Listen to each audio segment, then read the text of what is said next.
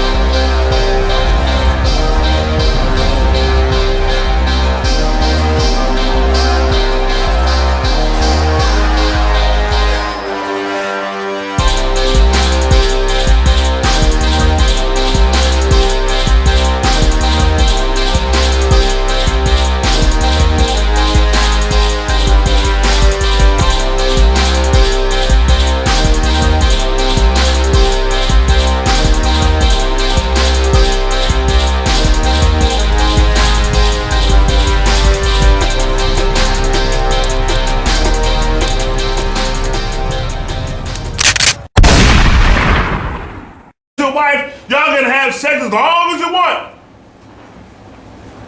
The Bible says that what's it saying in the Hebrews? Give me Hebrews 13:3 real fast. Give me that one real fast. Because the Bible says the marriage bed is honorable and all, man. There's nothing wrong with that. But there is something wrong with people having sex with whoever they want to, as long as it makes them feel good. So you telling me, if I no longer please my woman, she go out there and have sex with somebody else? That's what God said? God never said that, man. You understand me? That ain't what the Bible states. Read out. Hebrews chapter 13, verse 3.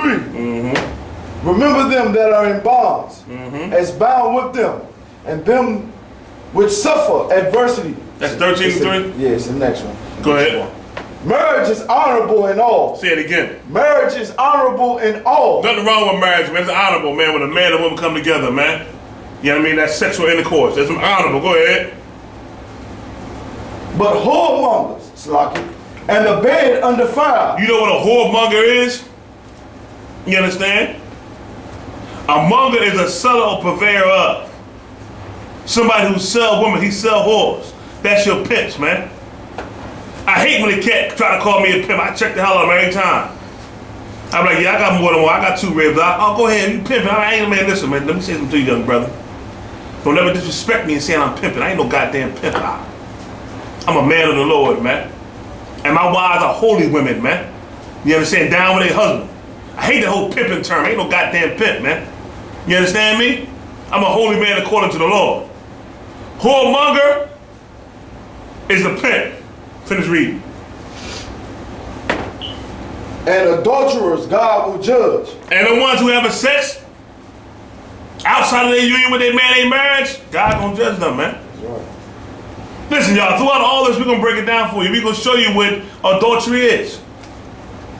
Since it came out, let's go to adultery, God. Give me Leviticus.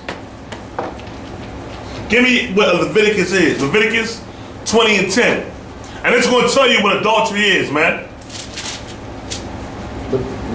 I'm ready. Leviticus chapter 20, verse 10. Read. And the man that committeth adultery with another man's wife. Say it again. And the man that committeth adultery with another man's wife. It did not say if he had a woman that had sex with somebody else, that's adultery.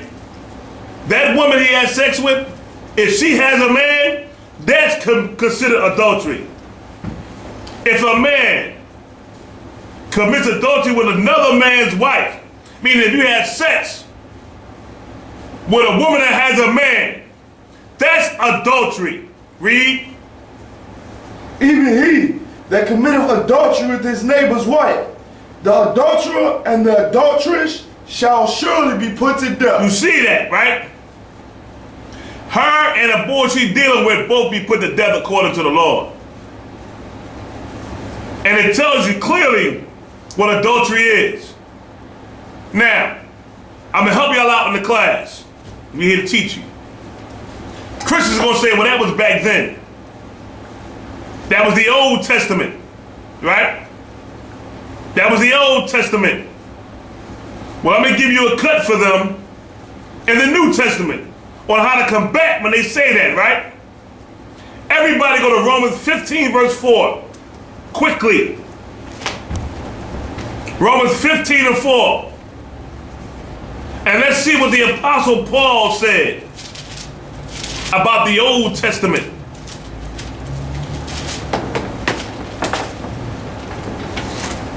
Let me know when you're there, warrior. Oh, God. Romans chapter 15, verse 4. Read. For whatsoever things were written aforetime. The word afore is a prefix, meaning before in time and order. So what things were written aforetime, meaning the things written before Paul, was the Old Testament. The Tanakh, the Torah.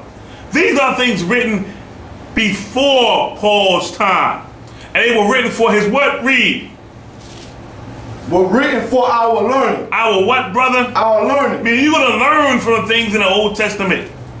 What to do and what not to do. You hear me? Keep on reading. That we through patience and comfort of the scriptures might have hope. Now, because you're going to read for the Old Testament, you're going to know that I can't deal with this man's woman. Because if I do deal with this man's woman, God's wrath's going to be upon me. So when her husband come home and find out, and he's shooting at me and trying to kill me, I know it's my fault because God making it happen because I was being an adulterer. So guess what I'm not going to do? I'm not going to have sex with that man's woman. You hear me? I'm going to follow God's law. I'm going to be a brother to that brother. Say, you know what? Even though she's trying to be a whore, not with me, you're not. You understand me? Not with me, you're not. So that's a good cut for the Christians when they try to say that Old Testament is done away with, man. Ain't nothing done away with. Give a damn how long they go to. Now, Kai, let's go back to the story, brother. And keep on reading what this female Edomite said about sexual relations, man. That's why God said to stay separate from them, man. Don't follow them. You understand me? Don't follow them, but follow the Lord. Yeah, we gonna live here in a land called America. Yeah, I live here. I deal with Esau every day on a high business level. And guess what I do? I come home and I make sure my kids follow the law of the Lord. You understand me? No matter what happens. When I deal with Esau on a business level, that's business. But even in business, I don't break the Lord's laws. You understand me? You do the same exact thing. You got a warrior? It said go to the official teachings. You lost it? Here, take this. I got it. All right, go ahead. Poppers keep coming out. Yeah. In the official, Take this one, man, because I ain't got a poppers coming on mine. cool. Right there. Take them. Go ahead and read it. In the official teaching? Yep. In the official teachings of the Catholic Church and some other churches, however, chastity requires restraining oneself from indulging in sexual relationships outside the bonds of marriage. Listen, they got it right when it said restrain yourself. I mean, he ain't having it. But marriage is sex. Sex is marriage, man. And let me tell you, brother, something. And you sisters, man. You brothers, before you lay down with a woman, man, and have sex with her, you better be ready to be with her for the rest of your natural life. You hear me? That's the commitment you make when you stick your rod inside of her. For you sisters, before you let a man stick his rod inside of you, you better be ready to commit yourself for the natural life. That's the last ride you're going to ever know unless he die. You better be ready to obey that man and follow that man. You understand me? And if you ain't ready to do that, then close your damn legs, man. You understand me? We can't follow Esau because they say it gives you pleasure. He didn't give you pleasure. That's what God had it for us to do. But when it happens, you stuck. Read. Oh, let me see. Look, man, forget that damn pop-up. Keep on, let me see. I'm saying, like, I don't know. No, hold on, no, stop, hold on. I got it too right here. See, you got two. I have it right here. Well, they really trying to stop us from bringing this shit out here. I tell you, I hear you. Listen, if I gotta go back to the beginning of the damn story, goddamn it, I'm gonna do it. Read. Read. That is, chastity for singles means celibacy, no sex. I'd argue that we can be chaste, faithful in unmarried sexual relationships if we exercise restraint, if we refrain from having sex that isn't mutually pleasurable and affirming, that doesn't respect the autonomy and sacred worth of others, of ourselves and our partners, she explained.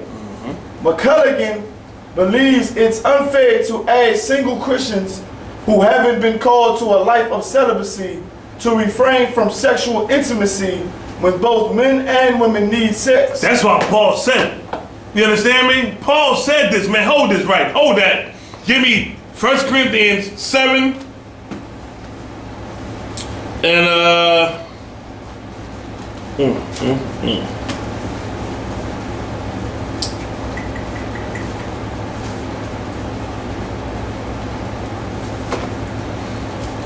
start at verse 2. 1 Corinthians chapter 7 verse 2. Nevertheless, to avoid fornication, let every man have his own wife, and let every woman have her own husband. You see that, man? Keep on reading. Let the husband render unto the wife due benevolence, and likewise also the wife unto the husband. Because that thing is natural the Lord gave us, man. You understand me? He did that. Further down, it's talking about something, instead of you burn, I would rather have you married. Why is Paul saying that, man? Why? Because naturally you got something inside of you, want to have sex with a woman. That's natural. This whole homosexual gay agenda is evil as hell, man. Yeah, that ain't natural. God. That's a nasty, disgusting lust that comes from the so-called white man pushing that same filth like he did in Egypt, like he did in Babylon. And we either in Babylon all over again, according to the Bible. Do you understand? Now, let's go back to the story, brother. Like I wanted to pull up something for you, how the white man pushing this gay agenda, sir. Come on with it. Come on with it.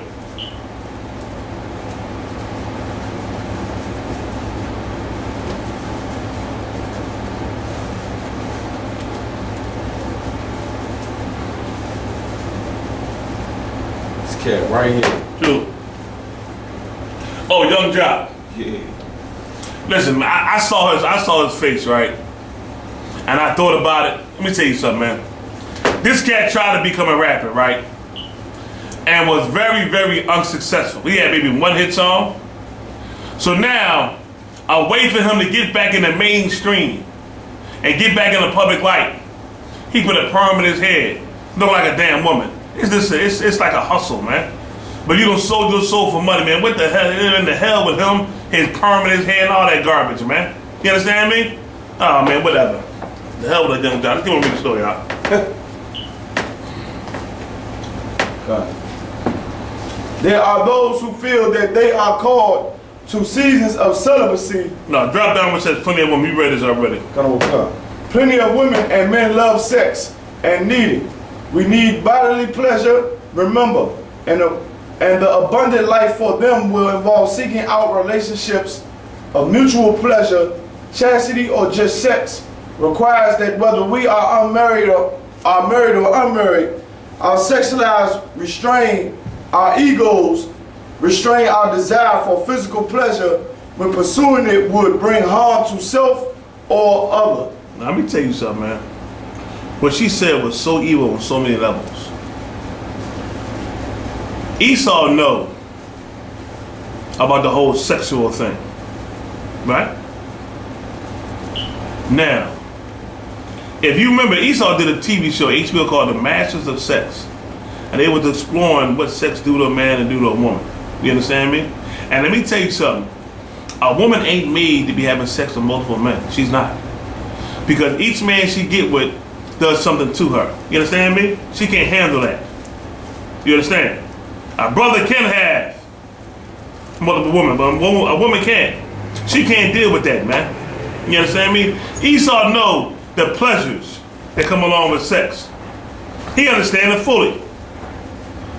You understand? But we gotta know what the Lord say. You hear me? Ain't nothing wrong with a man and a woman having sex. But brother, when you go into her, she your wife from now on. That's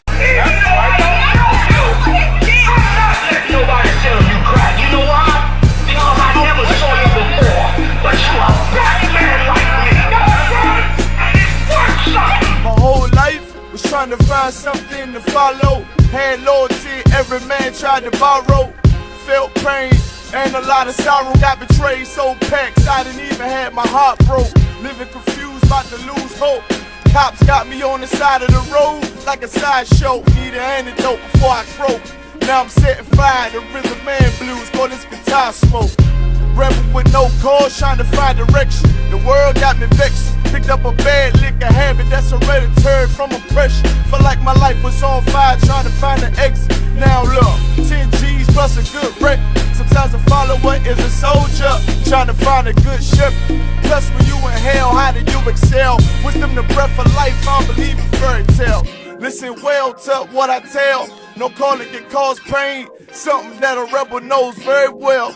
Can't you tell I was sent from the Lord? Got a tongue like a two-edged sword with a